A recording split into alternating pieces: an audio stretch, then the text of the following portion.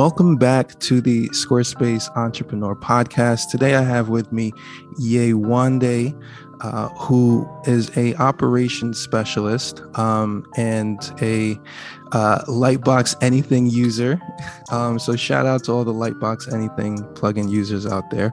It is a great tool to also build real life connections. So happy to have you on the show, Yewande. If you could just introduce yourself to our audience and your business, what you do.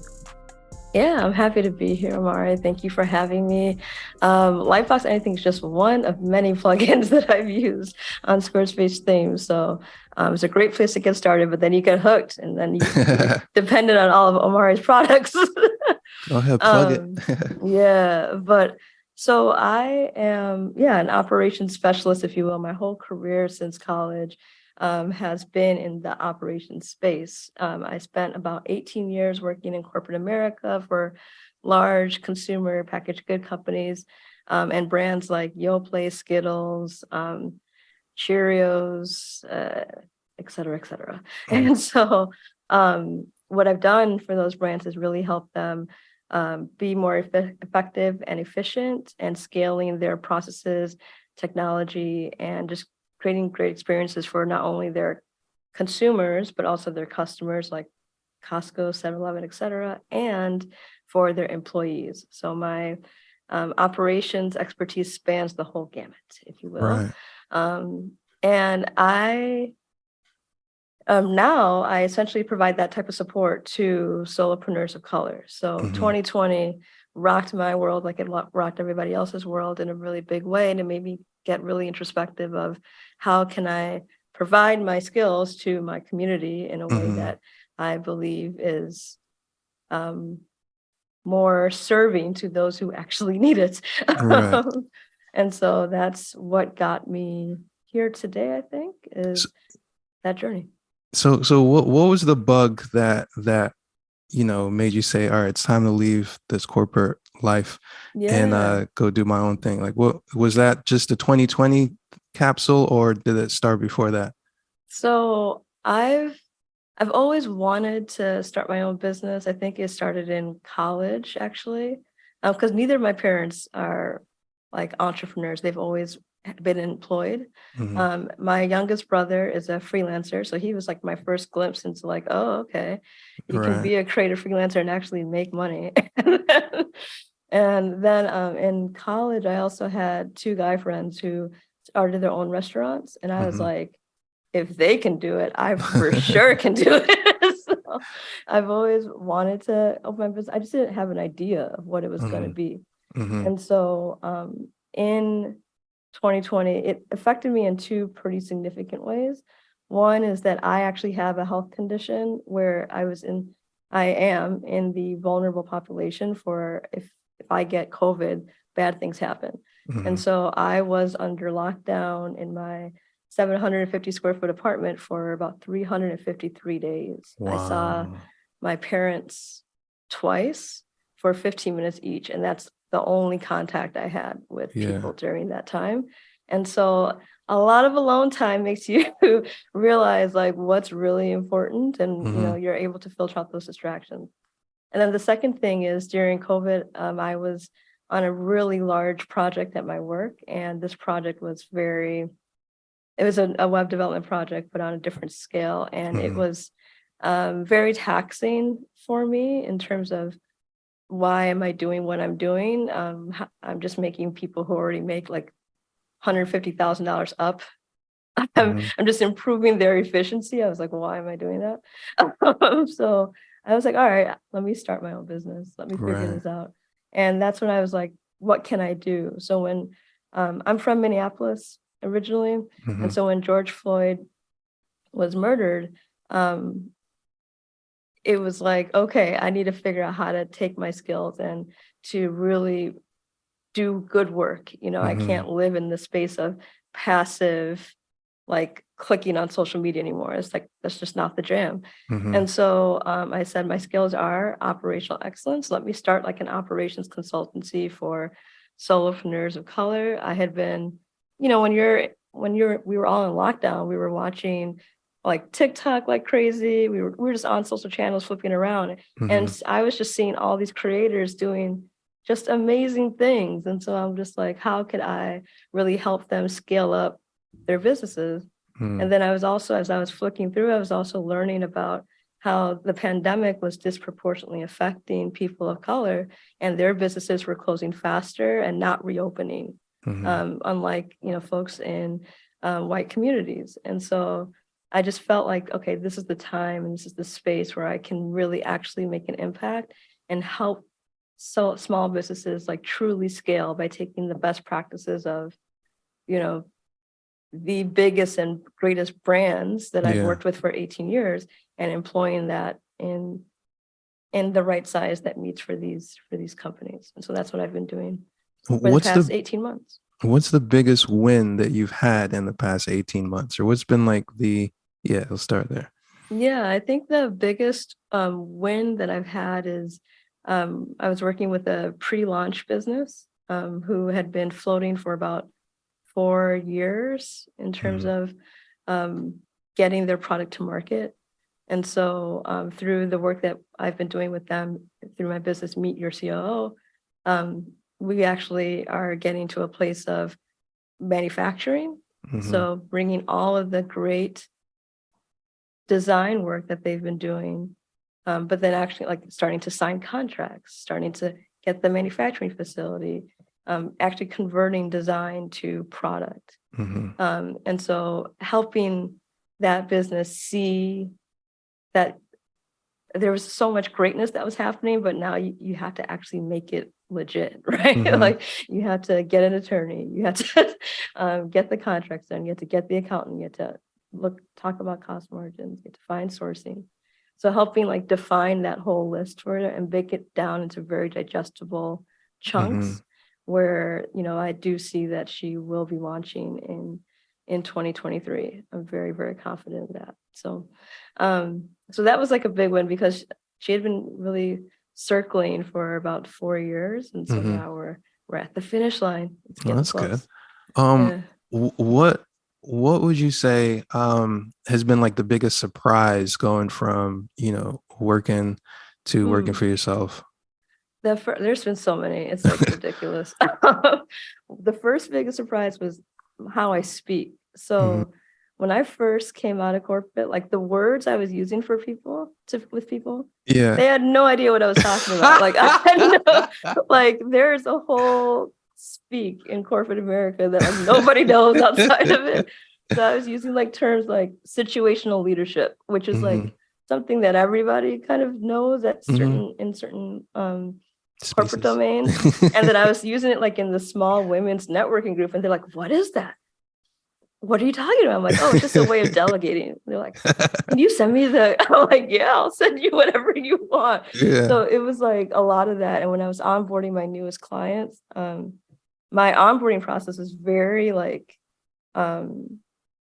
very documented, right? So because I just come from that type of culture, so like people are always surprised about like how organized everything was, and it got to a place where it felt like a little intimidating to some people, like in the beginning, like, oh my God, am I going to be able to do this? So I had to kind of like loosen up my onboarding a little bit.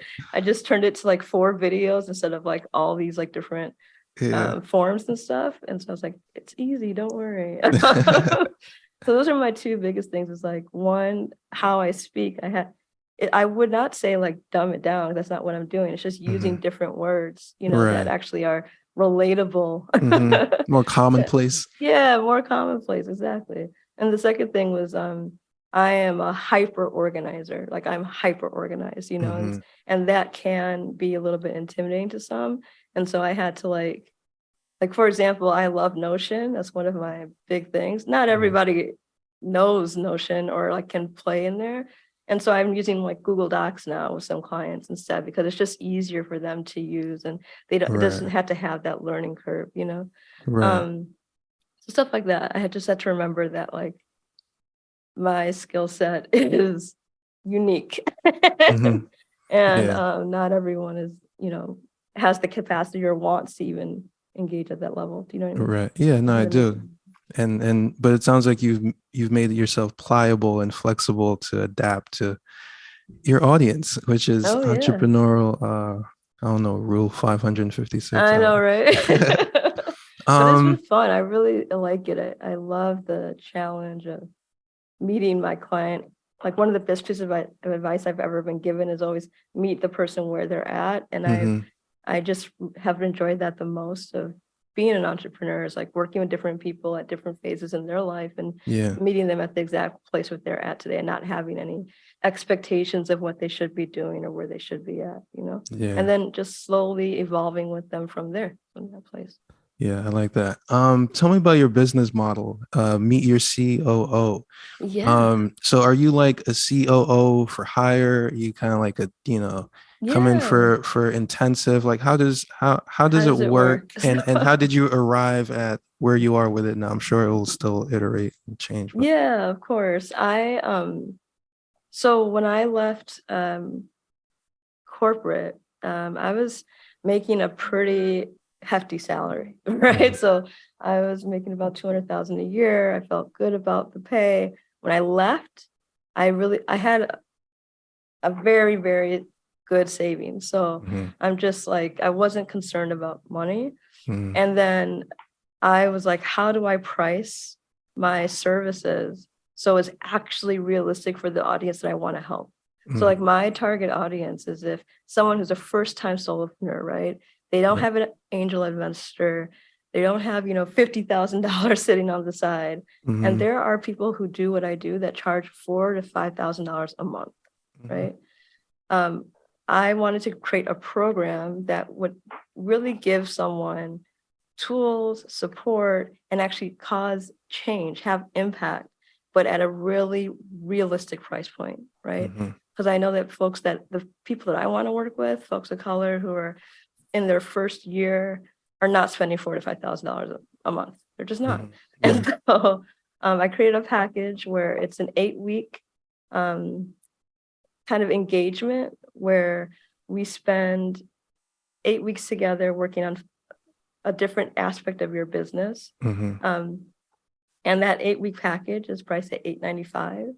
And it's really focused on either clarity. So like you're starting your business and now you want to have like an actual strategic roadmap of how to get from point A to point B. Mhm. And you want to know everything around the circle. So when I say this around the circle, there's like 8 aspects of a business, from strategy to marketing to sales to operations, to people, etc. Mhm. So how do you make sure you have a strategic plan around all those 8 areas? That's what clarity is all about.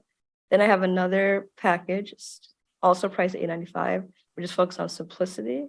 How do you Mhm. simplify the way that you're doing your work? So I used to say to my brother, who's a creative director, sometimes it feels like you're flying a plane with like duct tape and paper clips. Like there's better ways to do what you're doing. Yeah. And so simplicity is all about that. How do we look at what you're doing today and find a easier path to get to where you're at and do it Mhm. 10 times, either 10 times faster or 10 times the scale or 10 times the impact.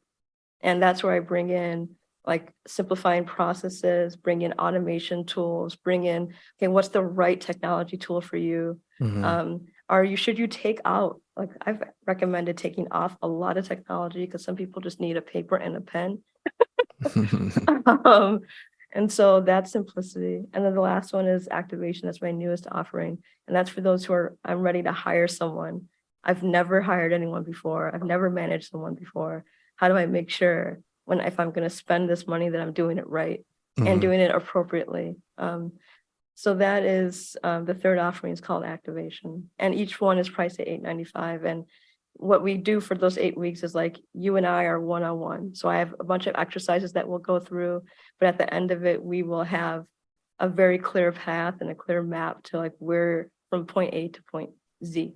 Right. Um, and that's what I do. I help to be your kind of operations bestie, if you will, Mhm. to kind of give you the confidence that you can do this on your own. But Mhm. for this 8 weeks, I got you 100%. Yeah, I like that a lot. With like making this transition, right? Yeah. I didn't spend too much time in corporate America. It felt like a long time when I was in there, but now Yeah. it's I it can was a long imagine. time ago for me. But I reflect on it every single day, like where Mhm. my mindset, my awareness like so that I can continually try to meet my past self where I was and kind of bring him here where I'm at faster. Yeah. Do you have like any like mentor figures, Mm, like experts that you follow or listen to? Like who've kind of been like your lighthouses, if you will? yeah. So I don't want this to sound like cocky or anything, but like Go ahead. when it comes to like managing yourself through corporate America, Mm, I really haven't had someone that I'm like, they're a mentor of how to do it. I have definitely forged my own path.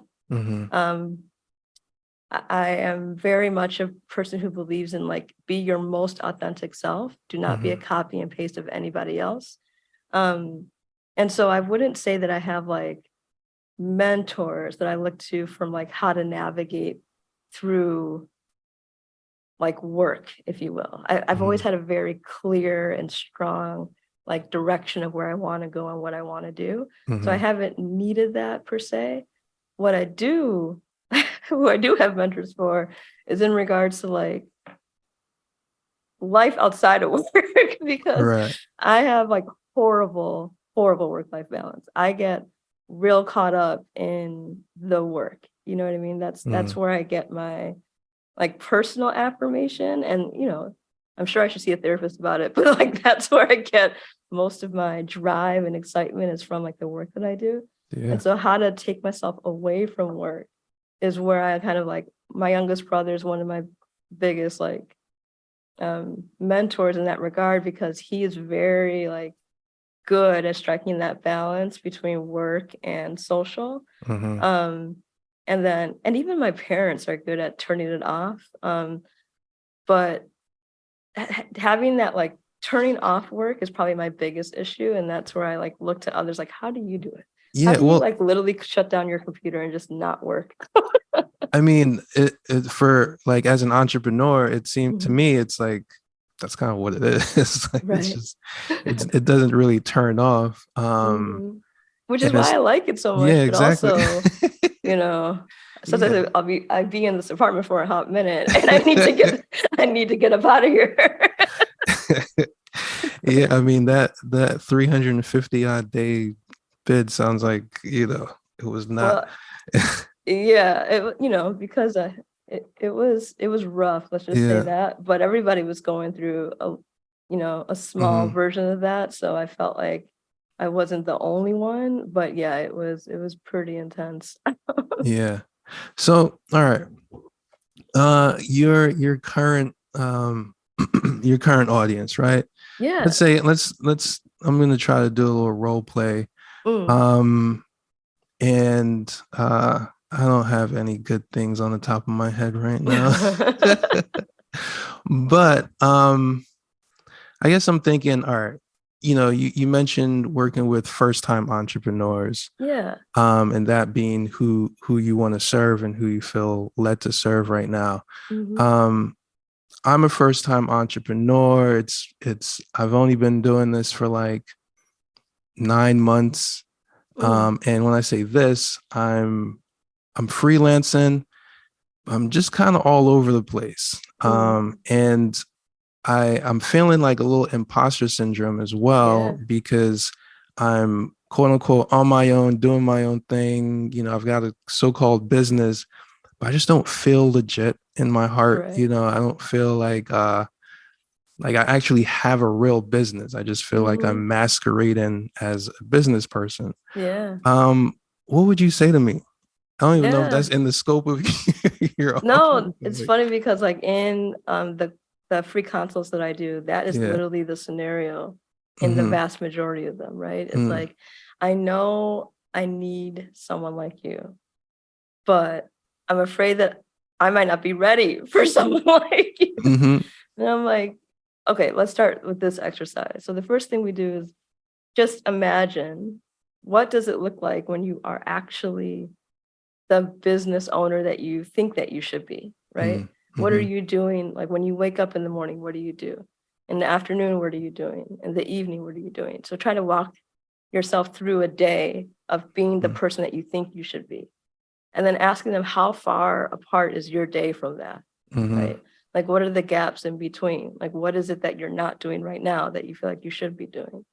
And I think that visualization exercise always really helps one to recognize you're doing probably 80% of what you think you should be doing, right? There's probably a 20% gap. And then the other piece of it is like to actually visualize the path to get to where you're going to be. Because most of us don't take the time to just stop and try to get that clarity. And they reach out to me because they need someone to be that mirror to kind of bounce back off of them. And then, of course, give them practical tools on how to actually do it. But the main thing, like emotionally, mentally, like within your whole chi, is like, do you actually believe that you can be that person? Because if you don't believe it, it's never going to happen, you know? And that's my philosophy anyway. And so I like to spend a lot of time, especially when someone's getting stuck. It's like, what does it look like when you're there? And like keep that in your head. And then we connect the dots to get there. That's it. Yeah, I love that. I think some people call it like laws of attraction or whatever. I mean, there's it's a universal practice that you just described, but it works, and it works really well in every single domain. Like if I don't sit down and visualize out my week, then especially with kids, they will take you to wherever they want to go. Yep. So, no, very useful and a great reminder. There's something else I wanted to ask you related to this. So you're now in year 2, right, as an entrepreneur. And so what is your visualization for yourself, you know, like in terms of where you see your business growing and going in the next couple of years? Yeah. So I'm actually in a weird place because I have 2 businesses. The one is Meet Your COO, and the other one is a web studio, Shadow Nut Web Studio. And I get my kicks off of both of them, like different things from both of them. And so I'm trying to figure out, like, I need to do both. Like, I can't just pick one or the other, right? How do I do both really well and not like ruin myself, you know? And so right now when I'm visualizing, like I always have to have like a physical, tangible thing. And I visualize like an office, not in my home right now, but it's like a physical office that I visualize where there's 2 rooms. One room has like a nice desk and a computer and a glass door, and that's for Meet Your COO. And there's another room where there's like it's dark and it has a lot of wood and black, and that's for Shadow Nut Web Studio. And I walk into my office and I just choose which one I go into each day, you know? Like that's what I want. Like I want that really, really badly. And so I've been mapping out like, how do I get to that place, right? Where I can have these 2 businesses that just fuel me in different ways and make them both work simultaneously. That's my dream. Yeah, I neglected to ask you about the second business real quick. Don't worry about that. No, so I want to know. It's Shadow Nut Web Studio. It's my where I build websites for others. Got it. It's very new. I just started probably my first client was like at the end of 2021, but I've been doing web development projects in corporate America since 2013. This is my first time, providing those services for small businesses and leveraging Squarespace to do it. And so it's been fun. I'm working on 3 projects right now that I love all 3, and they're all supposed to be published this month. So we'll see. But it's hard to juggle that and Meet Your COO. So I had to make sure I'm very, I've been trying to plan out how to do both. Really, I mean, well. It sounds like clients could just walk from one of your offices to the next after it's done, right? Like, exactly. And in the middle will be snacks and tables. I feel like websites are the gateway into every other service you need as an entrepreneur. It's like, we got you. It's like the business card of, doing business online. Everyone, first thing, I need a website. And then you're like, all right, I need all those things in that circle that you mentioned as Yes. well. I want people to say that people need to start thinking the website's the last stop. That's like Yeah, on your way I to the agree with you. exit. Yep. I agree with you. I feel like I'm now finally ready to launch my website after after figuring out everything else. Yeah. You've been a great guest. Thank you for sharing what you've shared. Thank you so much I for haven't having done me. this in a few episodes, but I remembered after I did the last episode that I didn't offer my guests an opportunity to ask me a question Oh, um, yay. that might enlighten them or the audience. So feel free if you have anything. Yes, I want to know, what is your biggest operational challenge? You do lots of different things. You're all over the place. And so how do you manage it all? What is your uh, challenge operationally? yeah, my biggest challenge is so the the perfect day thing, perfect day exercise. Mm, Like I have that pretty regularly. mm, But in those perfect days, there's the nagging of like, what have you dropped? What have you missed? What have you not caught up on? So for me, it is like uh more of a habitual thing of just having certain practices in mm. place throughout my month that allow me to keep everything tight. Like so Yeah, the yeah. screws don't get loose, because if I have my perfect day all the time, it's going to be some loose screws. So like tightening that up has been my biggest operations challenge. And Mm, so to sum that, it's really just been like the mental emotional part, really. yeah, Like totally. that's been my biggest awakening as an entrepreneur, is that like all of my struggles are really internal, and like Mm. I know the stuff. Like I know all of the mechanical, the mechanisms to get Hmm. things done and blah blah blah. And sometimes I get caught up in the external things, like the Yeah. tools, like I could try all the stuff because I Hmm. like it. But then it's like, but you're not doing anything with Right. it. Yeah. So like I'll give you a quick example, right? So like I use Podia to sell my courses, but Okay. I've tried every other thing to like do it as well. When Mm. really I just need to focus on the course. Like there's nothing wrong with the platform. It accomplishes my Yes. needs. But I always have this thing where it's like there's a feature over there that is gonna allow me to like do something that I've been imagining that I could do right Yes. where I'm at right now. I could do it right here if I just, Mhm. do it. But yeah, that's it. I'll leave it there. Yes, there's so many apps, so many features. Very Yeah. cool.